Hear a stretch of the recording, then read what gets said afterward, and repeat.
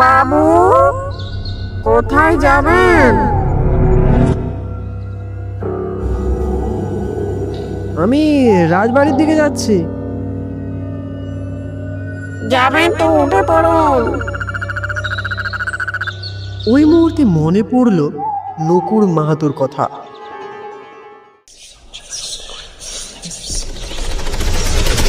আপনারা যদি হরর সাসপেন্সে ভরা ভূতের গল্প শুনতে চান তাহলে সাবস্ক্রাইব করুন আমাদের বুড়োর আড্ডা চ্যানেলটিকে।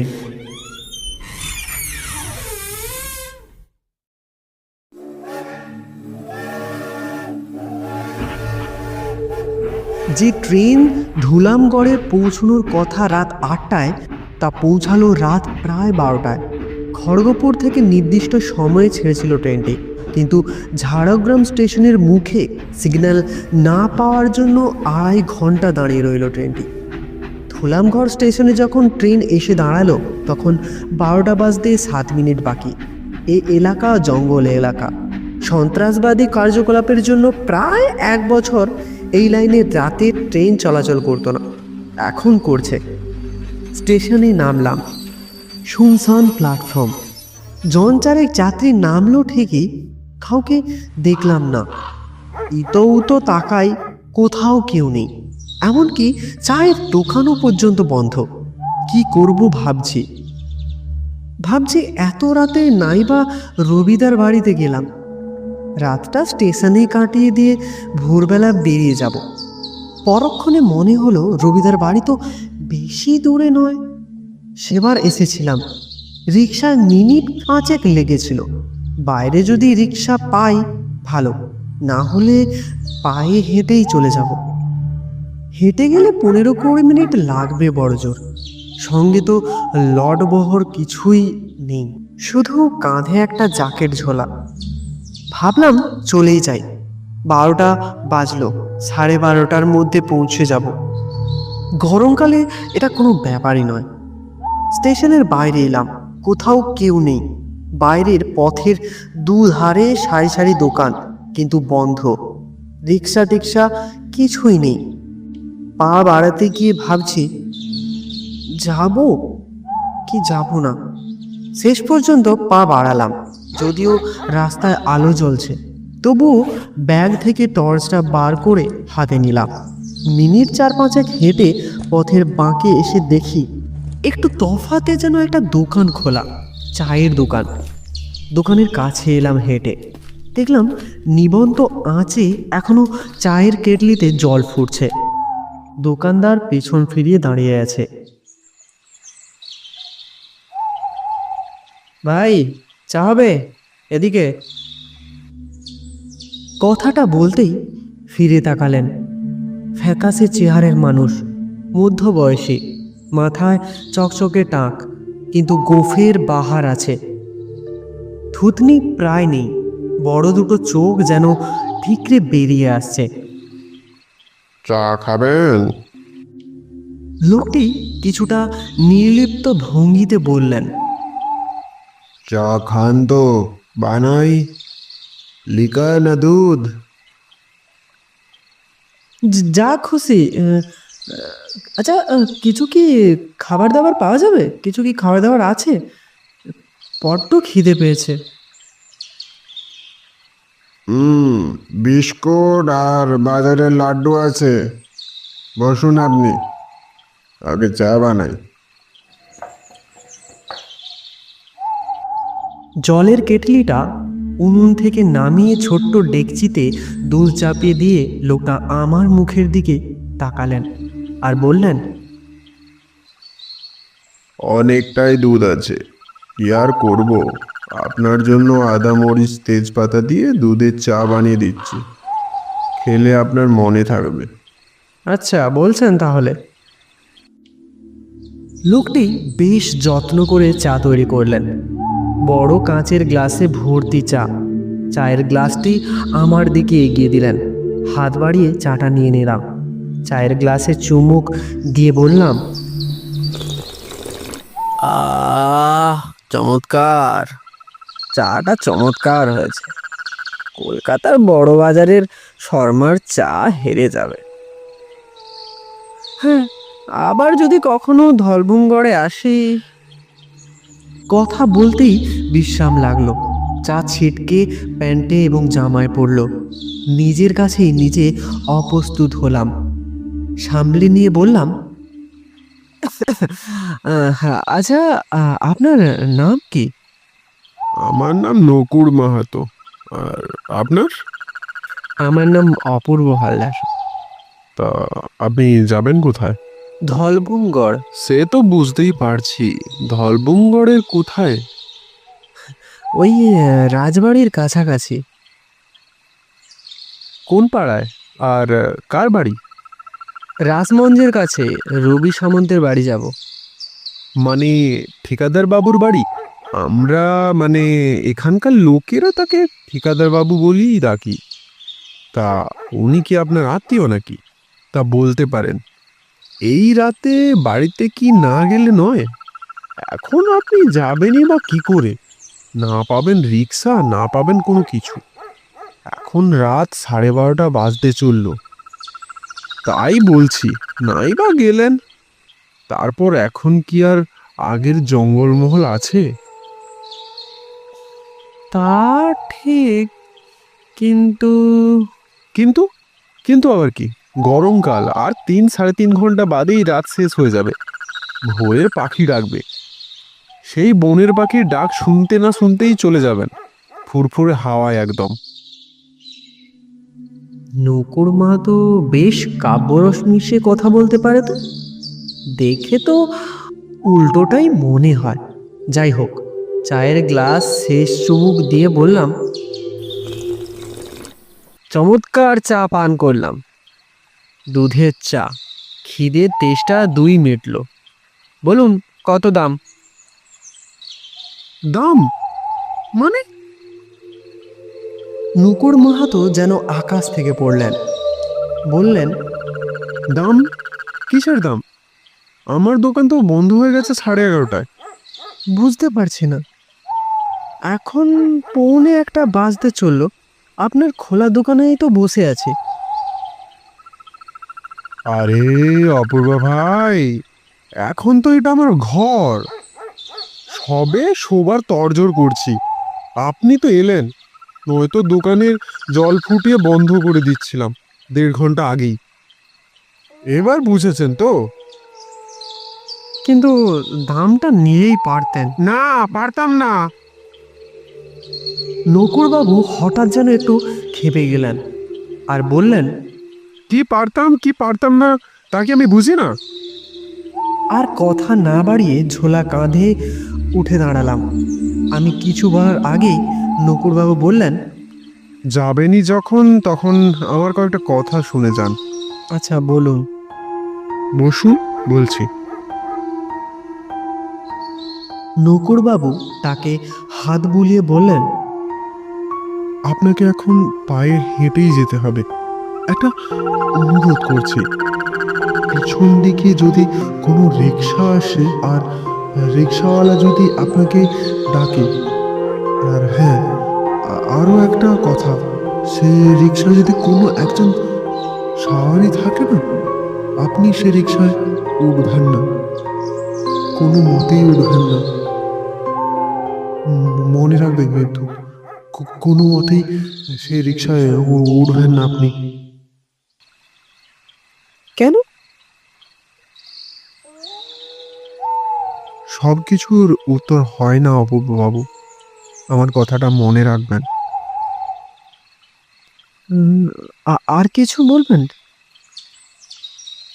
রাস্তায় চলবেন সামনের দিকে চোখ রেখে, কোনো কারণে পেছন দিকে ফিরে তাকাবেন না।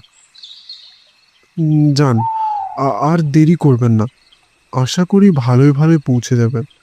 আর একটা কথা জিজ্ঞাসা করছি, অন্যভাবে নেবেন না। আপনি ভূতুতে ভয় করে নাকি? এবারে না হেসে আমি পারলাম না। বললাম, জানেন নকুরবাবু, ভূত আর ভগবান দুয়ের কোনোটাতেই আমার বিশ্বাস নেই। তবে কেউ যদি বিশ্বাস করে সে করুক। যাক, এসব কথা বাদ দিন, আমি চলি। ইচ্ছে রইল কাল ফেরার পথে আপনার দোকানে আবার চা খেয়ে যাব। ঠিক আছে? নুকুর কোনো কথা বলল না। আমিও আর কথা না বাড়িয়ে চলতে আরম্ভ করলাম। ঘড়িতে সময় দেখলাম রাত 1:20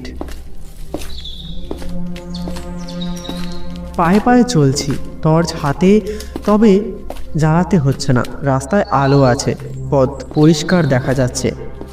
আগে একবার এসেছিলাম, বছর 12 আগে। তখন রাস্তায় পিচ ছিল না, এখন পিচ পড়েছে। রাস্তা আগের চেয়ে কিছুটা চওড়া। রাস্তায় দুধারে এত বাড়িঘর ছিল না। পথের দুই ধারে গাছপালার মধ্যে বেশ ছিমছাম সব বাড়ি, কিছু দোকান পাশে পাশে, কিন্তু এখন সব বন্ধ।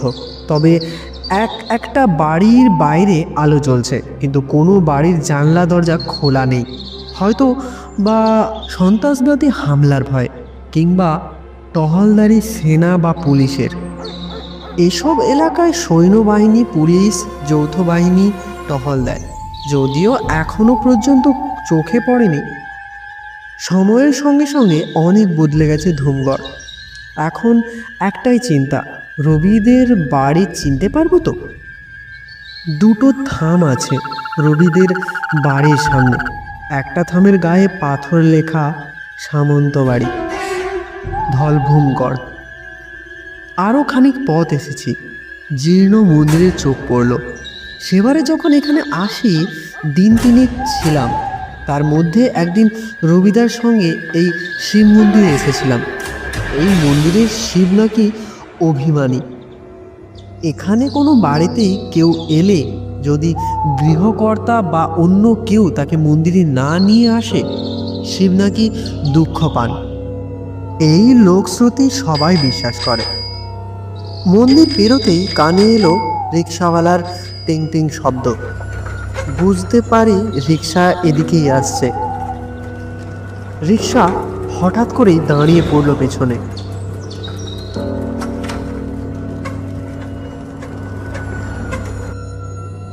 বাবু, কোথায় যাবেন? আমি রাজবাড়ির দিকে যাচ্ছি। যাবেন তো উঠে পড়ুন।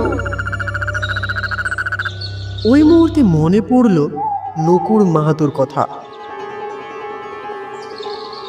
রিক্সাওয়ালা যদি আপনাকে ডাকে তাহলে সেই রিক্সায় আপনি উঠবেন না। রাজবাড়ির দিকে যাবেন তো উঠে পড়ুন, উঠে পড়ুন। রিক্সা চালকের কণ্ঠস্বর কেমন ভাঙা ভাঙা।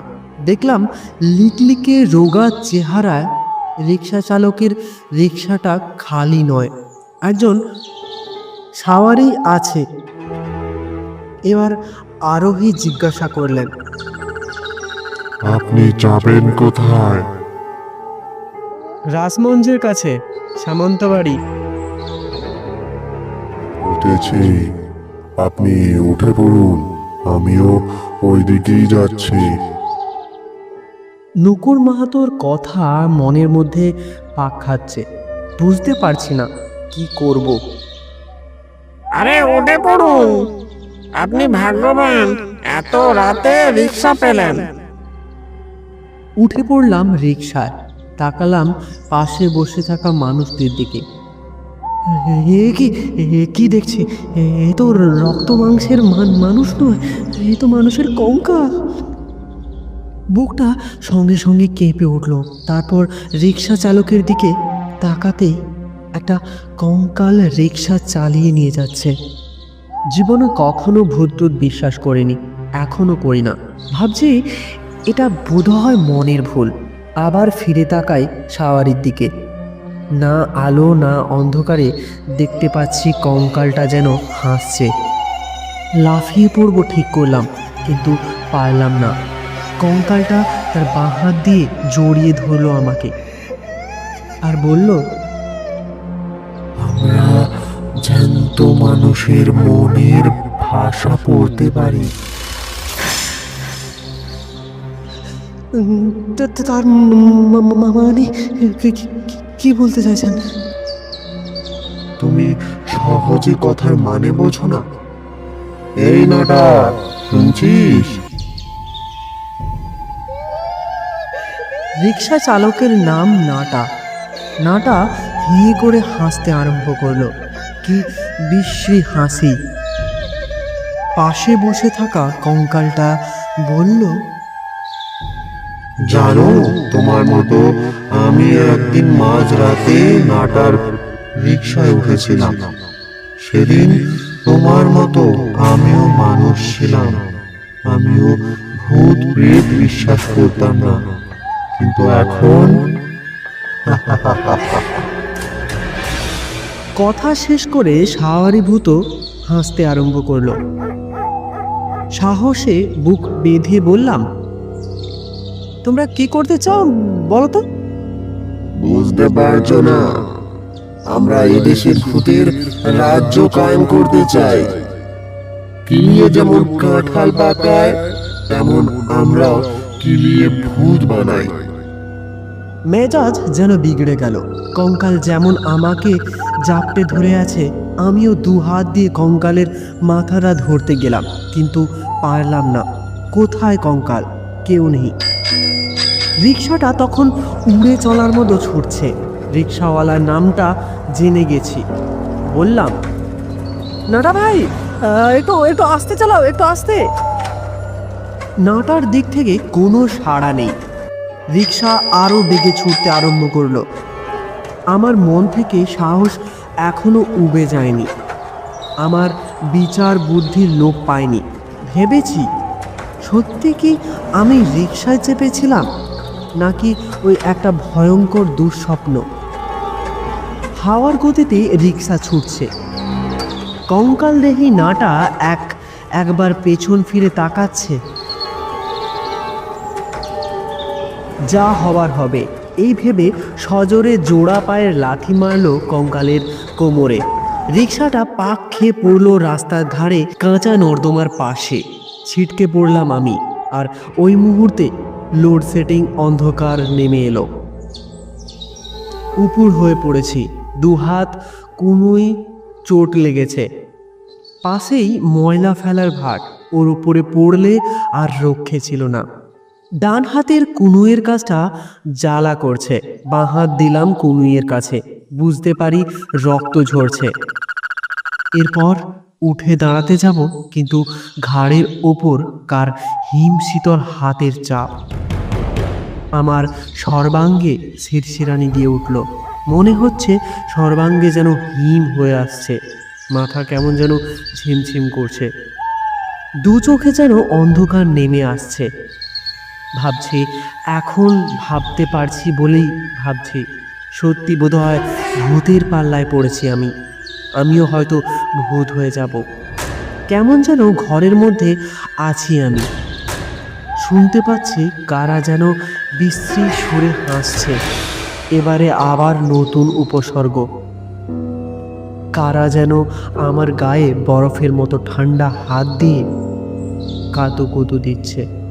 এই অস্বাভাবিক অবস্থায় মনে হচ্ছে আমি যেন নিকষ কালো অন্ধকারের মধ্যে হারিয়ে যাচ্ছি। আমার দম বন্ধ হয়ে আসছে যেন। এই অবস্থার মধ্যে শুনতে পেলাম সাইকেলের ঘন্টার শব্দ। তারপরেই কানে এলো কোনো পাখির তারস্বরের চিৎকার। তারপর শুনতে পেলাম পাখির ডানা ঝাপটানোর শব্দ। ঘন্টা বাজতে বাজতে কোনো সাইকেল আসছে। ঘন্টার আওয়াজ ক্রমশ আসছে। কণ্ঠস্বর শুনতে পাই, ওরে ওরে, মামু আসছে, মামু। কে যেন বলে উঠল। কি বেঁচে আছেন তাহলে? কথা বলতে পারছি না, অথচ বলতে চাইছি। আবার সেই কণ্ঠস্বর, আপনার তো বাঁচার কথা নয়। বলতে চাইছি আপনি কে, কিন্তু বলতে পারছি না। জানতে চাইছেন আমি কে? আবার সেই কণ্ঠস্বর, আমি নকুড় মাহাতো। আমার ভীষণ কষ্ট হচ্ছে। কথা বলতে চাইছি, অথচ কথা বলতে পারছি না। জেগে অথচ দেখতে পারছি না। এ আমার কি হলো? আমি বেঁচে আছি তো? আবার সেই কণ্ঠস্বর। চিনতে পারলে না? আমি নকুর। আপনার জন্য দুধ দিয়ে চা বানিয়েছিলাম। যাক, আমি এখন যাচ্ছি, সূর্য ওঠার সময় হলো। দিনের আলোয় আমার থাকতে পারি না। এরপরেই মনে হলো কেউ একজন ঘন্টা বাজাতে বাজাতে সাইকেল ছুটিয়ে দ্রুত চলে গেল। আবার চেতনা বিন্দুতে ফিরে এলো। আমি শুয়ে আছি রাস্তার ধারে ঘাসের ওপর। বুঝতে পারছি রাত শেষ হয়ে আসছে। গাছে গাছে পাখপাখালির ডাক, তবে রাস্তায় আলোগুলো এখনো জ্বলছে। উঠে দাঁড়াই। কুনুইয়ের কাজটা একটু ব্যথা, দেখলাম সামান্য ক্ষত, একটু রক্ত ঝরছে। এখন সেটা শুকিয়েও গেছে। কিছু মানুষের কথা শুনতে পেলাম, কারা যেন আসছে। দেখলাম কয়েকজন লোক চলছে, হয়তো ট্রেন ধরবে। লোকগুলো চলে গেল। বাঁদিকে চোখ পড়ল থামওয়ালা বাড়ি। একটি থামের গায়ে পাথরে লেখা আছে সামন্ত বাড়ি। লেখাটা কেমন অস্পষ্ট হয়ে গেছে, আর বাড়িটা কেন যেন পোড়া বাড়ির মতো চেহারা নিয়েছে। বাড়ির বারান্দায় উঠলাম। বারান্দায় ধুলো ময়লা জমে আছে। বন্ধুর দরজার কড়ায় নাড়াতে ভেতর থেকে কথা ভেসে এলো, কে? নাম বলতেই ভেতর থেকে কেউ বলল, হয়তো রবিদাই হবে। দরজা তোর জন্যই খোলা আছে। আমি জানতাম আমার চিঠি পেয়ে তুই নিশ্চয়ই আসবি। ভালোই হয়েছে, আয়।